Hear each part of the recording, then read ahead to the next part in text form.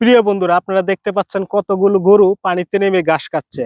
আর এই গরুগুলো ঘাস খাওয়ার পর যার জির বাড়িতে যার জি চলে যায়। এই গরুগুলি কি কেউ মানে নিতে আসে না? এই গরুগুলি কি কেউ আশা লাগে না? এই গরুগুলি অটোমেটিক।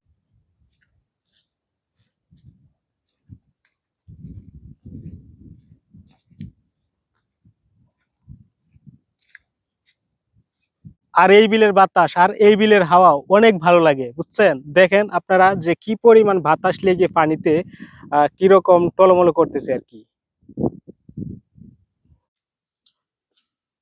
আর সামনে যে গাছটা দেখতেছেন এটা হচ্ছে জাম গাছ। আর এই জাম গাছে প্রতি বছর এই ফলন হয়। আর যারা বিলে কাজ করে, যারা বিলে সবসময় থাকে, তারা এই জাম গাছ থেকে জাম পেড়ে অনেক সময়।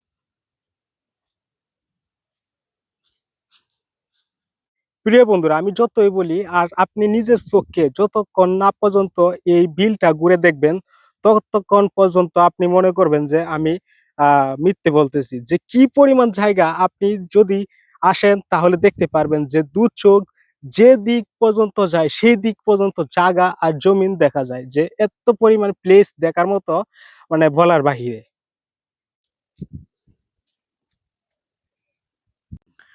আরেকটা ভালো বিষয় কি জানেন? যে এই বিলেতে কারেন্টের কুড়ি দেওয়া হয়েছে। আর এই বিলেতে কারেন্টের লাইনের সংযোগ দেওয়া। আপনারা দেখুন প্রিয় বন্ধুরা, এই বিলেতে কারেন্টের মানে সংযোগ দেওয়া হয়েছে। এই বিলের আশেপাশে তেমন মনে করেন যে বাড়িঘর নাই বলতে গেলে চলে। তবু মানে মানে দিয়েছে আরকি কারেন্টের খুঁটিগুলি, কারেন্টের লাইনগুলি সংযোগ দিয়েছে, যাতে মানে ১ কিলো ২ কিলোর ভিতরে যে বাড়িঘর আছে ওই বাড়িঘর যাতে কারেন্ট বিদ্যুৎ পৌঁছাতে পারে। ভিডিওটা যারা দেখবেন, এই বিলের সৌন্দর্য আর এই বিলের পরিবেশটা কেমন একটু কমেন্টে বলে যাবেন।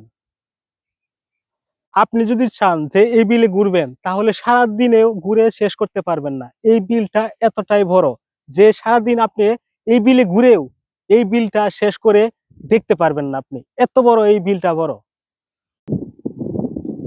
আমি এখন হাঁটতে চলে আসলাম বিলের একদম মিডল স্থানে। আপনারা দেখতে পাচ্ছেন আমি এখন আছি বিলের মিডল স্তরে। আমি হাঁটতে বিলের মিডল স্তরে এখন আমি আছি। এখন আমি চলে আসলাম।